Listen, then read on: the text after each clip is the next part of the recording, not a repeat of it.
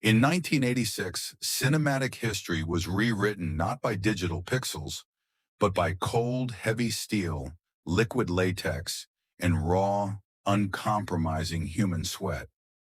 When James Cameron stepped onto the set of Aliens, Hollywood was on the absolute brink of a CGI revolution. Studios were pushing directors to embrace computer graphics, promising cheaper costs and endless digital freedom. Yet Cameron chose a radically different path, a path of absolute physical reality. He knew that the human eye can instinctively detect a digital lie. Look closely at the dark, steaming corridors of the spaceship. What you see roaming the heavy shadows isn't a collection of weightless pixels rendered on a screen. It is a massive 14-foot biomechanical nightmare, the Alien Queen. This was a monster that actually occupied the physical space, displacing the air around it and casting real terrifying shadows onto the metal floors. Hollywood executives were completely terrified when they first saw the mechanical blueprints. They didn't see an innovative movie prop.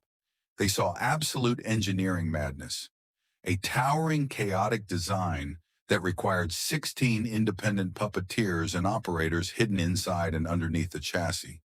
These operators had to work in absolute synchronization, holding complex steel cables, adjusting high-pressure hydraulic levers, and managing pneumatic pistons just to make the beast blink, hiss, or extend its terrifying inner jaw.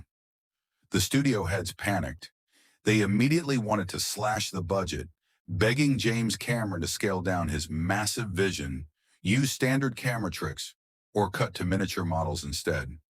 But the director flatly refused.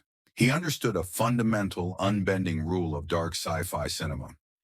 If the monster does not possess real physical weight, the audience will never feel a genuine sense of primal terror. Inside a dark, smoky, and suffocating soundstage, practical effects legends spent months in near-industrial conditions. They welded steel skeletons, adjusted intricate miniature gears, and stretched thick, bleeding layers of artificial latex skin over a massive metal frame. It wasn't just a movie set anymore. It was a high-tech engineering war zone. Every single piston, airline, and hydraulic fluid tube had to fire perfectly on cue. One small mistake, a single snapped cable under tension, and the entire illusion would collapse into dangerous, expensive pieces. This high-pressure environment completely altered the energy of the film. The actors on set weren't just playing their parts. Their fear was completely authentic.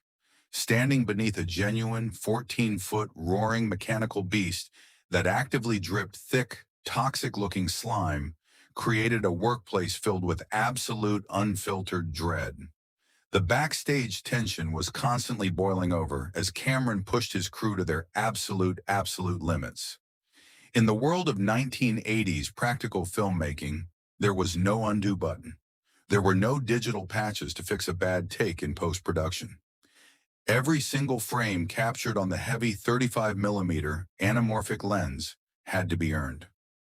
Miniature clay stop-motion models were meticulously analyzed and adjusted frame by frame under blinding desk lamps.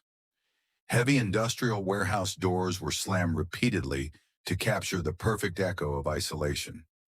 Smoke and fog machines ran continuously until the air in the soundstage became thick and unbreathable, capturing the exact grit of a retro-futuristic dystopia.